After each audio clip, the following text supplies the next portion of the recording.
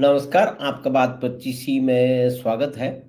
तो बात 25 में आज हम शेयर मार्केट की बात कर लेते हैं कि अगला हफ्ता कैसा रहने वाला है और पिछले हफ्ते में क्या रहा है। कुछ उथल-पुथल चल रही है, लेकिन डायरेक्शन पॉजिटिव ही है, यही विशेषज्ञ लोग मानते हैं। शेयर मार्केट की परिस्थितियों के लिए अगले हफ्ते की और पीछे क्या कुछ हुआ और अडानी मामले में सुप्रीम कोर्ट में क्या हुआ, इस इन सब चीज़ों पे चर्चा करने के लिए हमारे मित्र और जाने-माने वित्तीय विशेषज्ञ और शेयर मार्केट के एक्सपर्ट श्री शशांक भारद्वाज से बात करते हैं। अ, शशांक भाई नमस्कार, स्वागत है आपका न, बात 25 में। नमस्कार। बहुत बहुत धन्यवाद।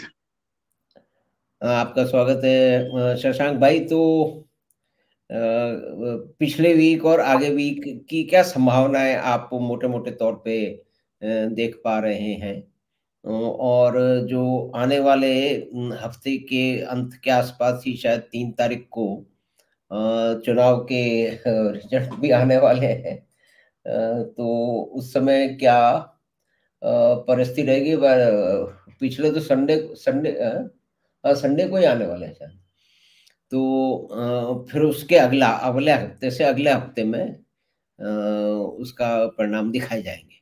तो अभी किस तरह की चाल आप समझ रहे हैं, जो कि थोड़ा बहुत 40-50 पॉइंट ऊपर चला जाता है, 100 ऊपर चला जाता है, फिर वापस आ जाता है।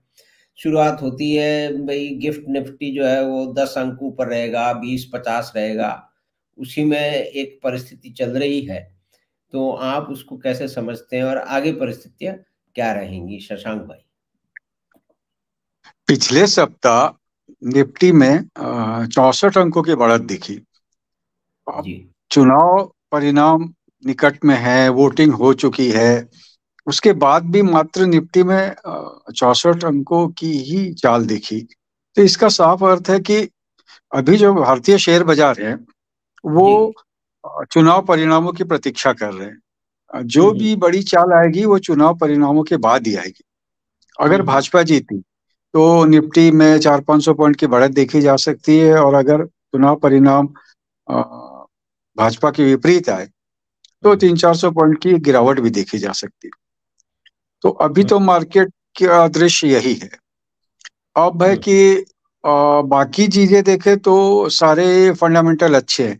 इसीलिए मार्केट में 19,800 के स्तर पे भी चुनाव के हुँ, पूर्व कोई घबराहट भरी बिकवाली नहीं दिखी। तो ये दर्शाता है कि मार्केट कोई बहुत बुरी बात आने पे ही नीचे आएगा, नहीं तो मार्केट में एक उछाल देखी जा सकती है। हुँ, हुँ। बात रही अडानी मामले की, तो जी। अडानी के विरुद्ध जैसे तर्क अब प्रशांत भूषण जैसे वरिष्ठ वकील दे रहे थे, तो उसको तो कोई भी सजग न्यायालय मानेगा नहीं। इसलिए वहां पे उनको उल्टा सुनना पड़ा। अब है कि अदानी भारत के लिए कितना महत्वपूर्ण है, प्रशांत भूषण जैसे लोगों को उनका जो गुट है उसको ये भी समझना चाहिए। आप इसको राजनीतिक टिप्पणी भी समझ सकते हैं।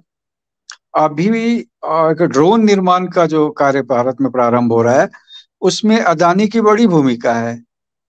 तो राष्ट्र में अदानी कितना महत्वपूर्ण है, ये जान के अदानी पे कोई बात बोलनी चाहिए। मात्र राजनीतिक विरोध के लिए, या आपको अदानी अच्छा नहीं लगता, या उसके धन से आपको ईर्ष्या है, या उसके प्रगति से ईर्ष्या है, इन चीजों पे आप अदानी के विरोधी बनते हैं, ये उचित नहीं है। इसलिए मेरे को लगता है कि सुप्रीम कोर्ट भी इस पे यथोचित निर्णय लेगा, और अडानी के विरुद्ध ये जो षड्यंत्र चल रहा है, मेरे को लगता है ये समाप्त हो जाएगा। माधव जी। हाँ जी, तो इसमें एक बात ये भी आप उसको ज़रा समझाएँ कि जो है वो सुप्रीम कोर्ट ने खुला-खुला ये कहा है कि समाचार पत्रों की बात को फाइनल ट्रुथ यानी कि अंतिम सत्य नहीं माना जा सकता, आपको साक्ष्य देने होंगे। तो एक ये समाचार पत्रों की जो प्रामाणिकता है या उनकी साख है, उसके भी ऊपर एक इशारा है और दूसरी बात ये भी है कि भई अखबार में तो कई बार अंदाज़े भी लगा लिए जाते हैं। तो उन अंदाज़ों को ये लोग बिल्कुल साक्ष्य की तरह से प्रस्तुत करते हैं, तो उसपे भी उन्होंने टिप्पणी की है। तो आगे अडानी के जब इस झंझट से निकल जाएँगे, तो इनके शेयरों के आप में कैसा लग रहा है? अभी तो जो पीछे गए हैं, वो तो पहले तो बहुत पीछे चले गए थे। लेकिन अब तो काफ़ी पहले से सुधर गया है। जैसे अडानी पोर्ट ही माने तो वो तो बहुत 400 सब 450 500 पहुँच गया था। अब वापस 800 के आसपास शायद चल रहा है। तो इनको कैसे देखते हैं आप? इस अगर ये समस्या से निकले तो इनके साथ क्या होगा? क्योंकि बहुत सारे लोगों के पास ये शेयर हैं और इसके बारे में कुछ लोग सोच रहे होंगे कि क्या इसमें निवेश करना चाहिए? जो भी और फिर हम सबको बता दें कि भई ये हम डिस्कशन करें एक परिस्थिति का और शेयर मार्केट की एक कंपनी का। ये इन्वेस्टमेंट एडवाइस नहीं है, जो लोग इसमें करना चाहते हैं तो निश्चय अपने वित्तीय सलाहकार से अ अवश्य सलाह करें। जी, शशांक भाई। राजनीतिक आरोप प्रत्यारोप से हटके हम सोचे और हुँ, आर्थिक आधार पे अडानी के शेयरों का मूल्यांकन करें, तो हुँ, जब अडानी के शेयरों पे एक हिडनबर्ग की रिपोर्ट आई थी, तो उन समय शेयरों का मूल्य अधिक था। हालाँकि उसमें अडानी की कोई सीधी भूमिका नहीं थी। अब हुँ, निवेशकों को लग रहा था कि इन भावों में भी ये शेयर अच्छे हैं, तो वो हुँ, खरीद रहे थे। हुँ, हुँ, और रिपोर्ट आई, तो उसके बाद एक तरह का संदेह का वातावरण बना और उनमें फिर उतनी बड़ी गिरावट आ गई, जितनी बड़ी गिरावट आनी भी नहीं चाहिए थी। तो जी। अगर वित्तीय आधार पे देखें, तो हुँ, अडानी के शेयर उस समय बहुत अधिक मूल्यों पे चले गए थे और हुँ, ये रिपोर्ट आने के बाद अपने मूल्यों से बहुत नीचे भाव पे हुँ, उनका व्यापार प्रारंभ हो गया था। तो मेरा ये मानना है कि अगर अडानी मामले में किसी प्रकार का कोई विपरीत निर्णय नहीं आता अडानी के विरुद्ध, हुँ, तो इन शेयरों में अच्छी तेज़ी देखी जाएगी। लेकिन जो पिछला स्तर था, जब अडानी एंटरप्राइजेज़ ₹3500 के आसपास था, तो वो हुँ, सब स्तर आने में अभी समय लगेगा। उसके लिए वैसा प्रदर्शन चाहिएगा। हालाँकि अडानी का हाइड्रोकार्बन में बड़ा अ, कार्य है और योजनाएँ हैं और भारत सरकार की भी हाइड्रोकार्बन में अगले 10 वर्षों में 15 लाख करोड़ रुपया व्यय करने की एक योजना है। अगर ये सब बातें होती रही, तब तो अदानी एंटरप्राइजेज़ फिर से नई ऊँचाइयों की ओर बढ़ जाएगा। लेकिन ये एक लंबा समय है। पिछली बार जिस गति से ये बढ़ गया था, उस गति से तेज़ी आने की अभी संभावना नहीं है। हाँ, 10-20% का एक उछाल अवश्य देखा जा सकता है, अगर निर्णय अडानी के विरुद्ध नहीं आया। माधव जी। जी और तो इसमें आप एक विचित्र स्थिति ये देखने को आई कि देखिए अडानी के शेयर के दाम कम हुए, तो वेल्थ कम हुई और उनका जो सूचांक था, उनका जो नंबर था दुनिया के करोड़पतियों, अरबपतियों में वो नीचे हो गया। तो लोग भारत में बहुत सारे लोग इसमें बड़े से खुश होकर नाचने लगे। और उन्होंने इस बात का भी ध्यान नहीं रखा कि इसके अंदर छोटे-छोटे निवेशक हैं, उनको भी नुकसान हुआ है।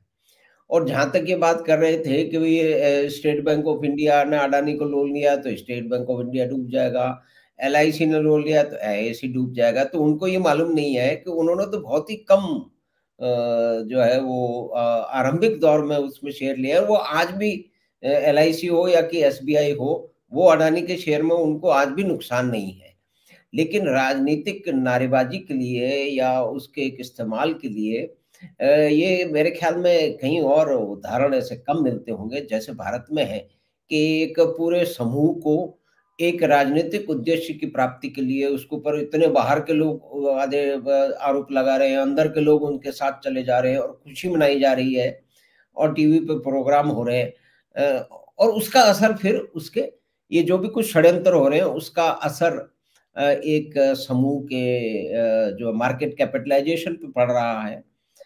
तो ये कैसी एक विचित्र स्थिति है, मैं मेरे ख़्याल में तो नहीं लगता कि कहीं कहीं बहुत ही बड़ी किसी ने गड़बड़ की हो। तब तो ये हो सकता है, बहुत सारे बैंक डूब गए हैं अमेरिका में।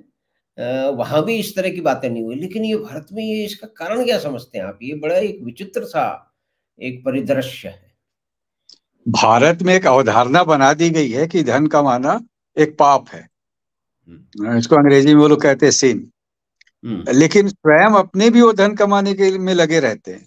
जो आलोचना कर रहे हैं या जो ऐसी बातें लिखते हैं, वो सब्जी बेचें या किसी समाचार पत्र में कार्य करें या अपने आप को स्वयंभू आर्थिक विशेषज्ञ बोले, धन उनको भी चाहिए होता है। तो हम्म, इन बातों का आधार होना चाहिए। आप मात्र आरोप लगाएंगे, लेकिन आजकल तो बहुत सी सूचनाएं उपलब्ध रहती है। किसने शेयर में गड़बड़ी की, किसने कितने शेयर खरीदे, अब तो सब इलेक्ट्रॉनिक माध्यम से होता। तो अगर कोई गड़बड़ करेगा, कोई लेन देन गड़बड़ करेगा, तो तुरंत पता चल जाएगा। पहले जैसी व्यवस्था तो रही नहीं। तो ऐसे में बिना किसी तथ्य को इकट्ठा किए किसी उद्योगपति विशेष पे आरोप लगाना, इसको अब अपराध माना जाना चाहिए। आप कैसे किसी भी व्यक्ति का चरित्र हनन कर सकते, कैसे उसकी कंपनी का चरित्र हनन कर सकते।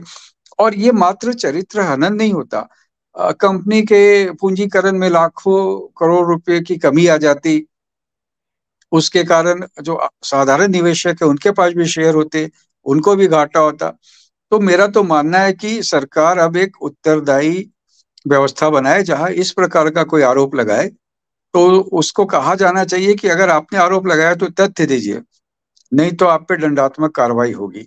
ये कोई उद्योग के संरक्षण की बात नहीं है। और उद्योग का संरक्षण हो तो क्या बुरा है। हर राष्ट्र उद्योग का संरक्षण करता है।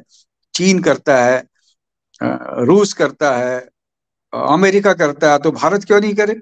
और हर राष्ट्र अपने उद्योगपतियों का व्यवसाय बढ़ाने के लिए कार्य करता है, चाहता है उनको कार्यादेश मिले। इनमें क्या बुरी बात है। इससे राष्ट्र की समृद्धि बढ़ती, रोजगार बढ़ता। तो ये अवधारणाएं भी हमें तोड़नी होगी। सामान्य जनता को उल्टी सीधी बात ये सब सिखाते रहते कि अदानी कमा रहा तो आपकी हानि हो रही है। मेरी क्या हानि हो रही है। अदानी कमाएंगे तो और कारखाने लगाएंगे, और कारखाने लगाएंगे तो लोगों को भी रोजगार मिलेगा, धन का प्रवाह नीचे तक आएगा। तो ये सब बातें जनता को जब बताई जाएंगी तो जनता इन्हें नकारेगी, और तब इनकी बोलती जो थोड़ी बहुत बची है वो भी बंद हो जाएगी। तो ये सब विषयों पे अकारण और अधकचरे ज्ञान से टिप्पणी करना एक अपराध है, माधव जी। जी, जी, बिल्कुल आपने ठीक कहा। इस तरह के इस नियम में शायद हम ये आशा कर सकते हैं कि आगे आने वाले समय में ये जो एक बहुत बड़ा लूप होल है कि आप कुछ भी बोल दो किसी के बारे में बिना तथ्य के और आप आराम से बच के निकल जाओ। तो इसमें कुछ परिवर्तन शायद समय के साथ आएगा, हम ऐसी आशा कर सकते हैं। तो इन सारी परिस्थितियों को देखते हुए और चुनाव की तो एक अलग बात है, यानी कि अगले हफ्ते, इस हफ्ते से अगले हफ्ते में तो अगले से अगले मंडे को तो एक अलग तरह की गति होगी, जो भी कुछ होगी। तो ये अगले सप्ताह क्या रहने वाला है, इसमें कोई खास, कोई ऐसी सूचना, कोई ऐसा शेयर आप की समझ में हो कि जो हम उसके ऊपर विचार कर सकें, तो लोगों को और दर्शकों को उसके बारे में कोई जानकारी मिले? जो अभी देखिए कुछ रीज़नेबल प्राइसिंग में है, या सेक्टर आगे के में हम लंबे समय के लिए देखें, सेक्टर या कोई एक शेयर?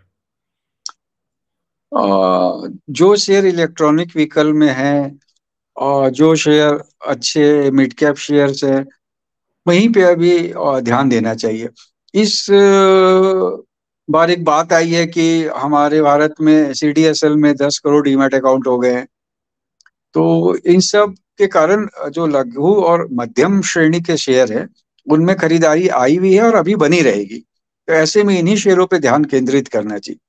अभी ये शेयर बाजार के सम्राट हैं, तो हमें इन्हीं का अनुसरण करना चाहिए।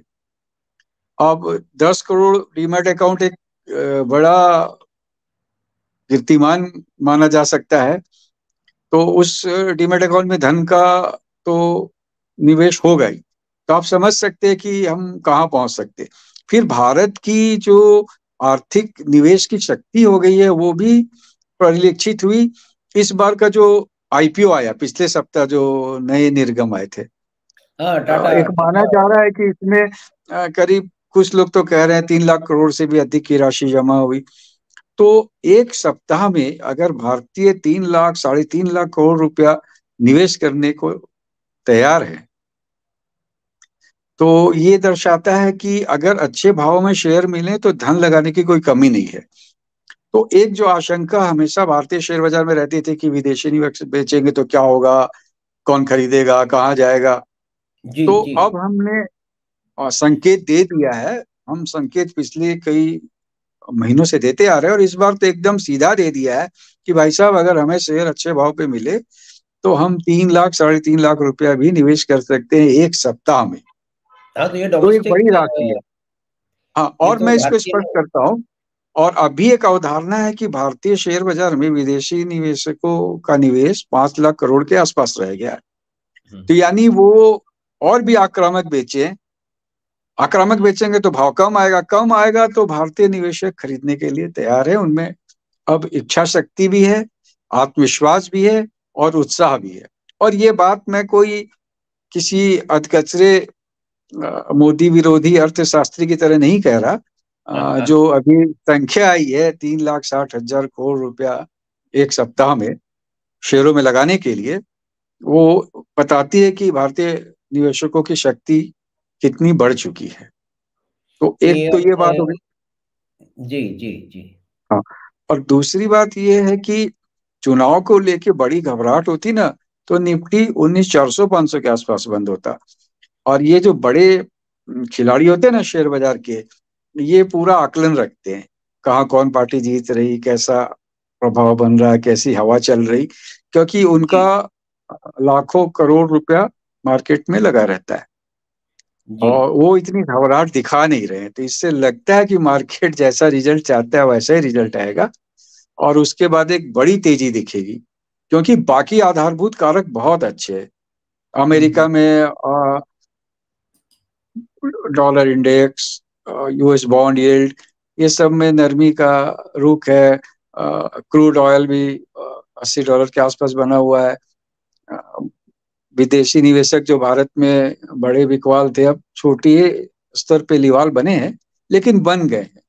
अगर आप जी, 25,000 करोड़ रुपए का शेयर आप सप्ताह में नहीं बेच रहे थे और आप 2,000 का खरीदा इस सप्ताह, इसका मतलब जो शुद्ध प्रभाव पड़ा वो 29-30 हजार करोड़ रुपया का सकारात्मक पड़ गया।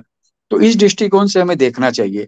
और जो प्रमुख शेयर हमने पिछली बार भी बात की थी कि उनमें अब एक खरीदारी से दिख रही है, तो रिलायंस, एचडीएफसी बैंक, इन सब में पिछले सप्ताह बढ़त दिखी है।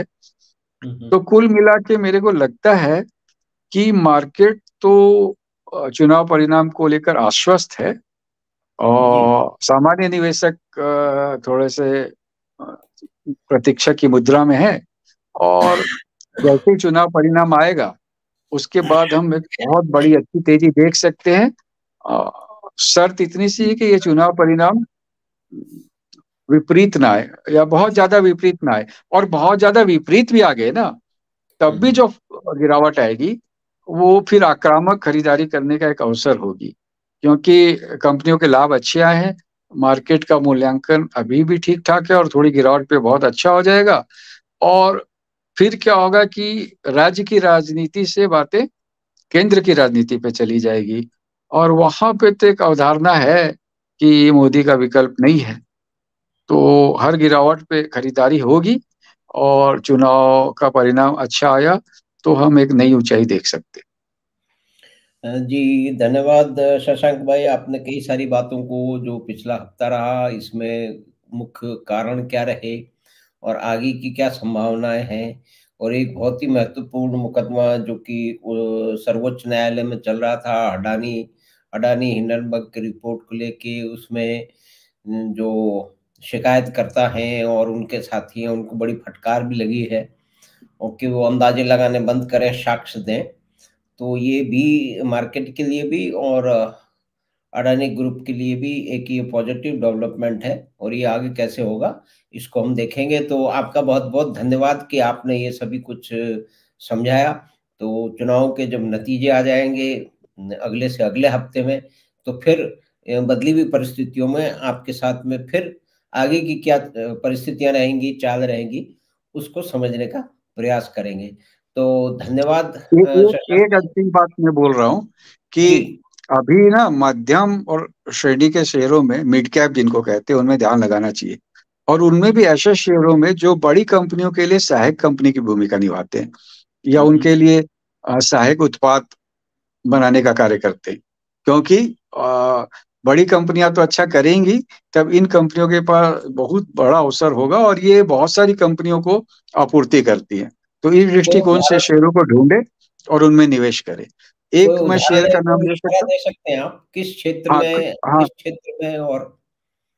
जैसे ग्रीव्स कॉटन है, वो इलेक्ट्रॉनिक व्हीकल में अच्छा काम करने का प्रयास कर रही है।